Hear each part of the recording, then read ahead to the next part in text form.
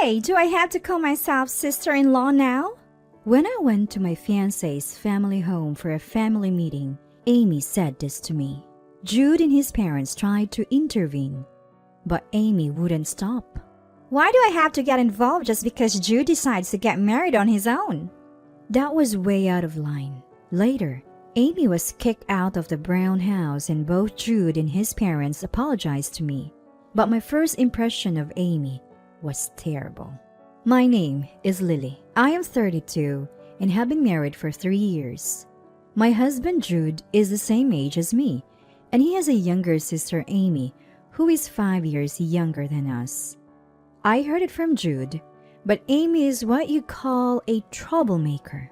In middle school and high school, she dyed her hair, wore nail polish, and got called out for breaking school rules countless times. Although she managed to graduate from high school, since then, she's been wandering around without holding down a steady job. Considering she's rarely home at night and seems to have a decent amount of money, Jude thinks she might be working at some kind of hostess club. But she hardly ever comes home, and since that family meeting, I've been told not to worry too much and have barely seen her. However, the other day, when Jude and I visited his parents' house, while having dinner with his parents, the front door suddenly opened, and we heard footsteps barging in. Oh, didn't know Jude was here. I hadn't seen Amy in a while, and she looked even more flashy than before, with an unfamiliar man standing next to her. Our dinner was interrupted, and everything went silent. Who's that? Just as everyone was thinking the same thing, Amy casually announced, "We're getting married." And I stared in disbelief. The man with the flashy dyed hair and his hands still in his pockets gave a slight bow. Yep, that's the deal. Nice to meet you. It doesn't feel like they came for a family meeting at all. Hey, serve us some food too, I'm hungry.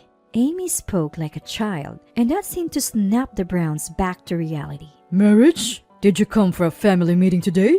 Yes, why? Wait, is this supposed to be the family meeting? No way. Absolutely not. Neither of their attitudes makes any sense. As expected, the Browns were furious. Amy, show some common sense. And you? Who even are you? Announcing marriage without even sharing your name with that attitude is ridiculous. Exactly. It's outrageous. In our hearts, Jude, Camilla, and I were all silently cheering on the Browns. However, the couple just looked down on us with mocking laughter. Haha, common sense? Who needs that to live? Besides, we're not asking for permission. Just informing. That's all. You guys are annoying. We'll go eat elsewhere. Amy and Anthony left as quickly as a storm. The rest of us were left baffled. We just couldn't find the right words to describe our feelings. All the in-laws could mutter was, "This is disgraceful." 3 months later, out of the blue, I received a message from Amy. Lily, I have a favor to ask. I had a sinking feeling about this. As I humored her with a response, Amy started to talk freely. Would you come to the wedding with Jude? She really intends to get married. Dad and Mom said they won't attend because they haven't been properly introduced yet. But it would be weird if no one from my side came, right? I can totally understand her parents' feelings. Jude hardly picks up my calls, so I can't discuss it with him. You're the only one I have, Lily. True.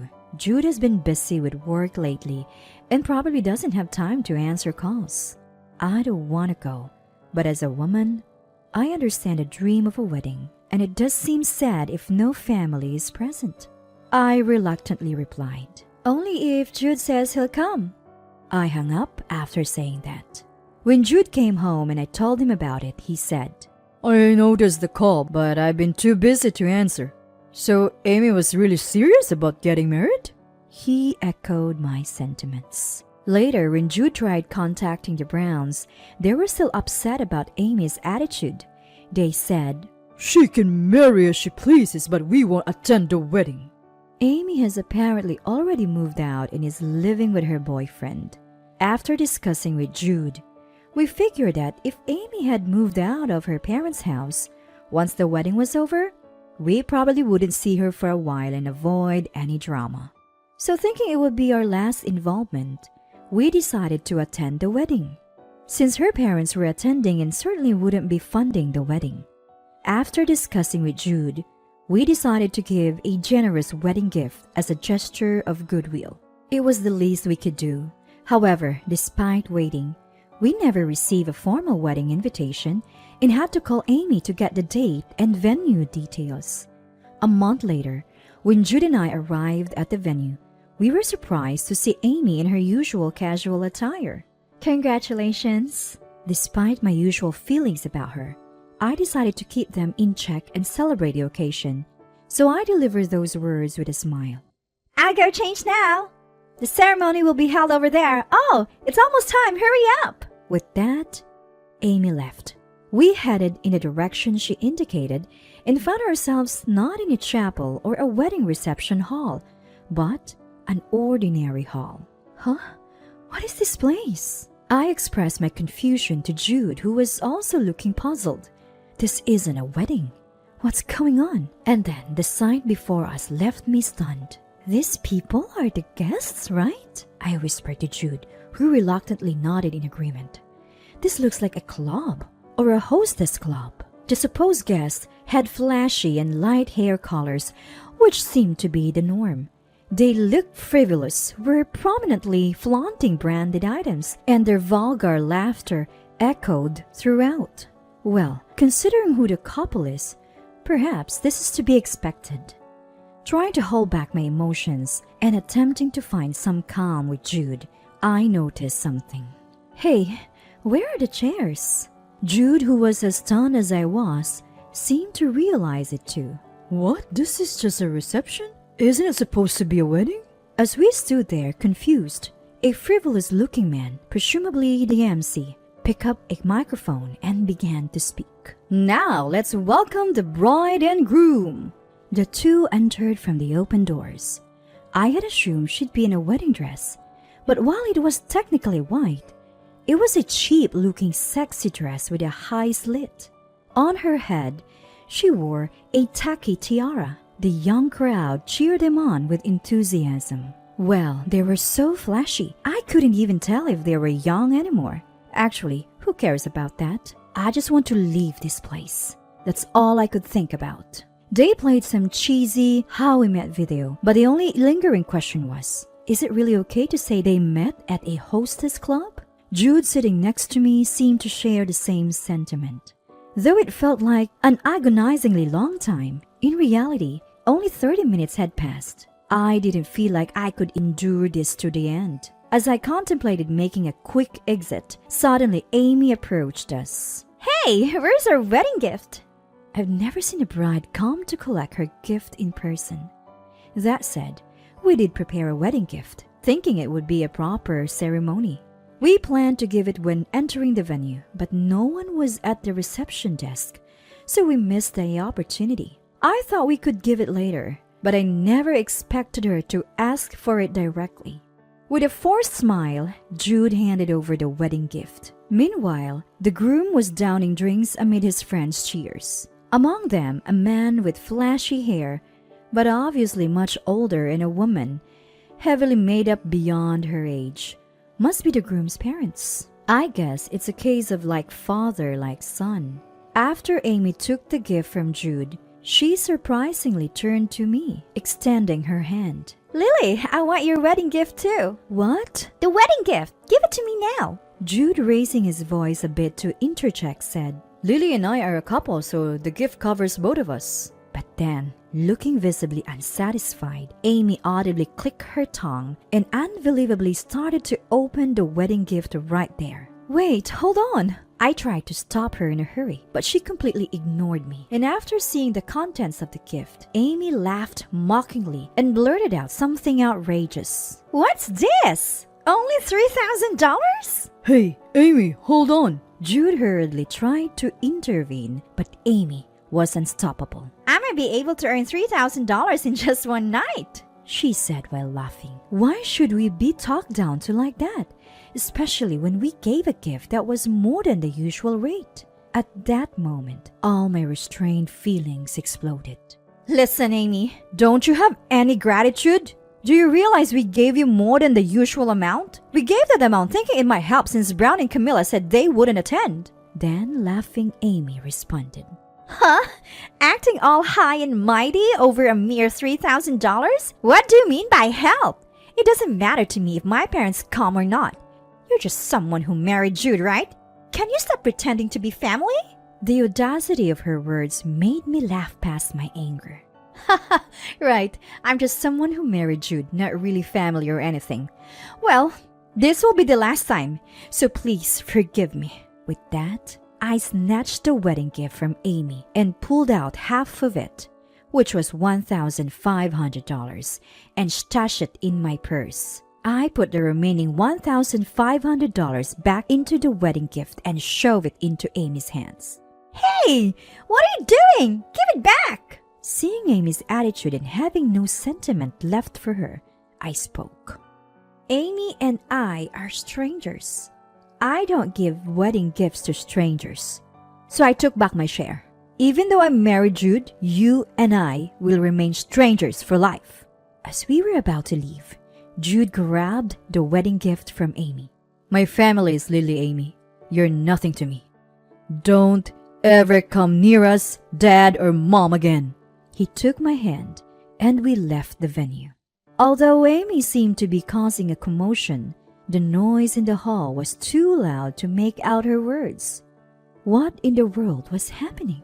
Maybe the so-called wedding was just a ruse to get wedding gifts.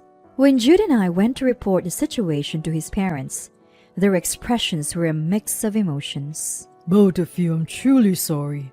Thank you. Brown apologized to us. She's our youngest and our only girl. I admit I might have spoiled her a bit too much growing up. I scolded her so much, but nothing ever got through to her. And then she just left her home. Camilla, while apologizing, looked deeply regretful. But she probably won't come back here, and I've told her to keep her distance. So Dad, Mom, you can finally let go and find some peace. Hearing Jude's words, his parents nodded with a complex expression. I thought that was the end of the Amy chapter, but it wasn't meant to be. A few days later, Amy showed up at our door. Hey, how can you just leave without paying your share? I even took the trouble to come all the way here, so you should pay double and give back the wedding gift too. Jude and I exchanged a look and sighed. Normally, if you give a wedding gift, you don't have to pay an attendance fee. On the other hand, if there's an attendance fee, no wedding gift is expected. That's common sense, but according to you, the wedding gift is like a tip, and the attendance fee covers the venue and meal costs, so pay both. We're not giving any more wedding gifts. Frankly, we don't feel like celebrating anymore. Hearing Jude's words, Amy puffed up her cheeks in anger. Why? I'm your sister and I got married. How can you not give a wedding gift? That's just terrible. Her words flitting between us made me furious. Sister? I am your sister? After telling us not to pretend to be family, you come back later demanding a wedding gift? What are you thinking? We heard it was a wedding, so we attended out of kindness. But what was the reception? There wasn't even proper food. How much were you hoping to charge for that? The wedding gift is mine. Give it to me. And the party costs money too, so $200 per person. Pay up now. $200? For that tiny party? That's basically a scam. What are you talking about? There was plenty of alcohol, right? Plus the dress and flowers cost money. Hearing that, I couldn't help but laugh. So mostly for alcohol, huh? The food was minimal and everything looked so cheap. By flowers? You mean the decoration at the venue? Or just the ones at the table where you sat? Because there weren't flowers on every table. Plus, there weren't nearly enough tables. If that's what you call spending money, then it's really a scam. I poured out all the frustrations I felt that day. And about the dress? It looked like something cheap you'd pick up anywhere. Even the guests had better dresses. Amy probably hit right on the mark, said less, and glared at me. Normally, weddings and receptions aren't for making money. It's about gratitude and hospitality, right? It's clear as day you two tried to cut costs, charge a high attendance fee, and pocket the difference. We also spent money and time preparing, not to mention the transportation cost.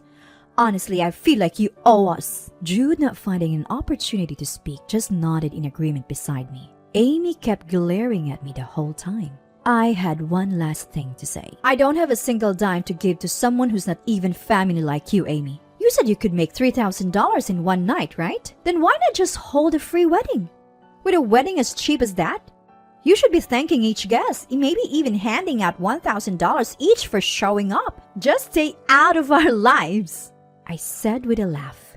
Amy, either too stunned to respond or simply furious, glared at me and stormed off. Turns out, Amy and her husband had racked up significant debts from buying luxury brands and cars, and it seems they were trying to cover some of it with the wedding gifts and attendance fees. They even went to Jude's parents' house to demand for gifts and were rightly scolded. Jude's parents were livid. They told us if Amy ever showed up again causing trouble, we could call the police. Thankfully, we've had no contact from Amy since then, which has been a relief. In a way, it was a one-of-a-kind wedding experience, but we never spoke to that couple, who were basically strangers, ever again. Now, we're enjoying a quiet and peaceful life.